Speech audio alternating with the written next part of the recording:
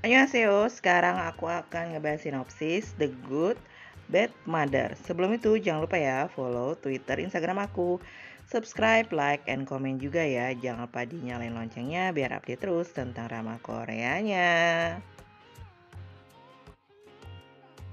Drama ini mengisahkan tentang seorang Yongsun, yaitu seorang ibu atau single parents yang menjalankan peternakan babi di sebuah desa. Perjalanan cerita Yonsun ini sangat panjang ya. Dia tuh awal-awal diceritain gimana dia dilamar sama suaminya dengan seekor babi yang akhirnya membuatnya rela untuk tinggal di dekat peternakan babi. Kejadian aneh terjadi karena tiba-tiba peternakannya itu terbakar ya, dan suaminya tuh mencari tahu apa dibalik semua yang terjadi dari peternakannya itu. Dia tuh mencari tahu siapa pelaku sebenarnya.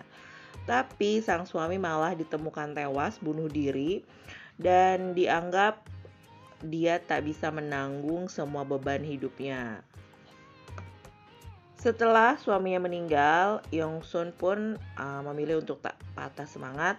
Ia akhirnya mencari lahan baru untuk membuat peternakan babi di sebuah desa baru, walaupun perutnya itu sudah membuncit ya dan udah siap untuk melahirkan. Saat akan membuka peternakan babi, dia juga mendapatkan perlawanan dari para warga yang ada di desa baru itu.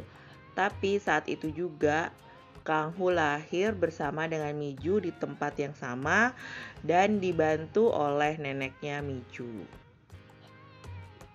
Di awal, warga desa itu menentang peternakan babi karena emang bau. Pokoknya intinya nggak mau lah mereka mencium bau babi gitu kan. Tapi akhirnya mendukung Yonsu, dan Yonsu pun bisa fokus untuk membesarkan sang anak dan mendidik sang anak menjadi seorang jaksa. Saat mendidik sang anak, dia pun termasuk ibu yang sangat ketat. Bahkan Kang Hu harus dapat peringkat yang pertama karena dia harus menjadi seorang jaksa kan. Terus Kang Hu juga nggak boleh banyak makan karena dia nggak mau anaknya itu terlalu banyak makan yang membuatnya ngantuk dan akhirnya nggak mau belajar. Pokoknya bener-bener dia tuh mendidik Kang Hu dengan cara yang keras supaya bisa mendapatkan cita-citanya. Akhirnya Kang Hu pun jadi jaksa nih. Tapi sikapnya tuh langsung berubah sama sang ibu atau orang tuanya ini. Bahkan dia tuh gak mau ngebukain pintu waktu ibunya datang ke Seoul untuk ngasih makanan.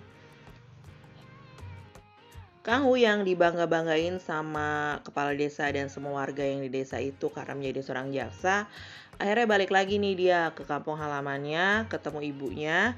Tapi ternyata dia meminta persetujuan sama ibunya karena dia sudah diangkat anak dan akan menikah dengan anak calon presiden.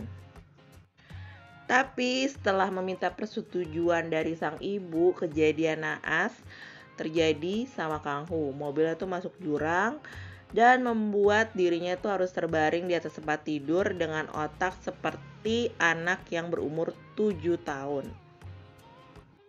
Akhirnya sang ibu di sini tuh dengan penuh kasih sayang merawat Kang Hu yang lumpuh. Jadi dia cuma berbaring di tempat tidur aja. Karena otak Kang Hu kembali ke usia 7 tahun, akhirnya dia pun kayak merewind kenangan dia sama sang ibu. Jadi saat itu Kang Hu sempat mogok makan gitu sampai ibunya tuh bingung. Dan Kang Hu akhirnya ngomong karena ibunya tuh yang nyuruh dia nggak boleh makan nasi banyak-banyak karena takut dia ngantuk. Akhirnya sang ibu pun nangis gitu ya, minta maaf sama sang anak karena terlalu keras sebelumnya mendidik sang anak. Karena Kang Hu dalam keadaan yang tidak normal bisa dibilangkan ya, karena otaknya kembali ke umur 7 tahun gitu. Akhirnya ibunya itu ngambil barang-barang Kang Hu yang selama ini ada di apartemennya itu. Dan ibunya akhirnya tahu kalau selama ini sang anak itu bekerja sebagai jaksa yang emang tidak sebenarnya gitu. Dia tidak membela korban tapi malah membela orang-orang yang ada di atas dia dan akhirnya menerima uang-uang yang emang tidak sepantasnya. Bahkan Kang Hu pun juga rela membunuh seseorang demi menutupi kebusukan seorang calon presiden. Jadi bagaimanakah kisah Kang Hu dan ibunya selanjutnya? Dan apakah ibu Kang Hu berhasil mencari tahu siapa pembunuh sebenarnya sang suami tanpa bantuan Kang Hu? Dan apakah otak Kang Hu bisa kembali seperti semula dan menjadi jaksa yang dibanggakan oleh sang ibu dan juga warga desa? Oke guys, sekian bahasan gue tentang drama The Good Bad Mother. Akan gue bahas reviewnya setelah postingan ini ya. Kamsahamnida dan nonton. Annyeonghaseyo.